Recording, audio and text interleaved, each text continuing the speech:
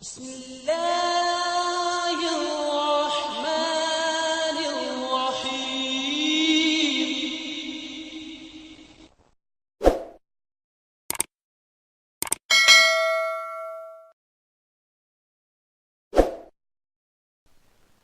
ہم تو رکھتے ہیں مسلمانوں کا دین، دل سے ہے خدا میں ختم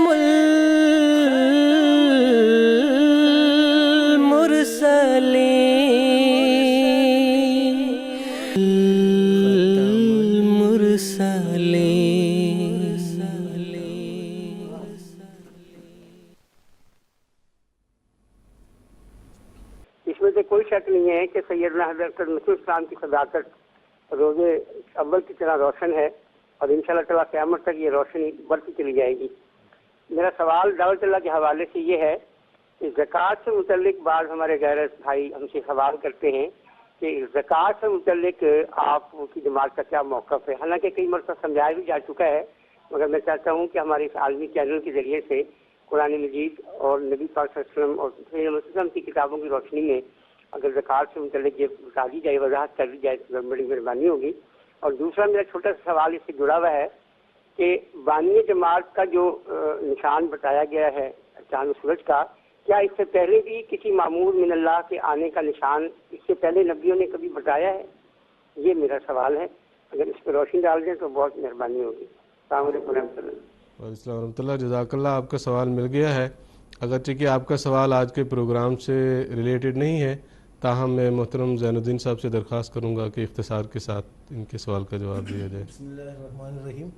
یہ سب سے پہلے یہ بات یاد رکھنی چاہیے کہ جماعت احمدیہ کوئی نیا دین نہیں ہے۔ اسلام کے احیاء نو کے لیے اللہ تعالیٰ نے یہ انتظام کیا ہے، جماعت کو قائم کیا ہے، تو ان تمام تعلیمات کو پر جماعت احمدیہ عمل کرتی ہے اور ساری دنیا کے احمدیہ عمل کرتے ہیں، تو اس لیے سوال ہی نہیں ہوتا کہ اسلام کے ایک اہم ترین رکن زکوٰۃ سے احمدی منحرف ہے، یہ کہا ہی نہیں جا سکتا، کبھی بھی احمدیت کی طرف یہ بات منسوب ہو ہی نہیں سکتی۔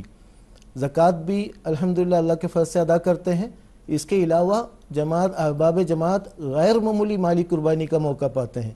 وصیت کے نظام جماعت احمدیہ میں موجود ہیں، ہر احمدی جو استطاعت رکھتا ہے وہ اپنی کمائی کا 1/10 کم از کم اور 1/3 تک بھی وصیت کرتے ہیں، غیر معمولی مالی قربانی کا مظاہرہ کرتے ہیں۔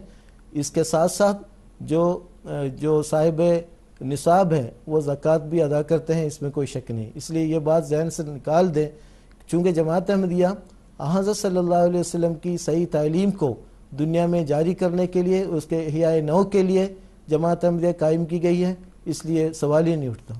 جی جزاکم اللہ محسن رضا۔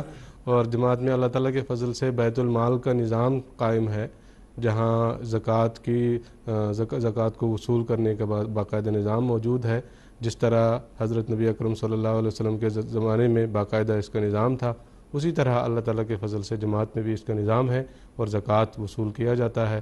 اور اس کے علاوہ جو دیگر خلفاء کی طرف سے تحریکات ہوتی ہیں یا حضرت مسیح موعود علیہ الصلوۃ والسلام نے بعض تحریکات فرمائی ہیں، وہ چندہ جات بھی وصول کیے جاتے ہیں۔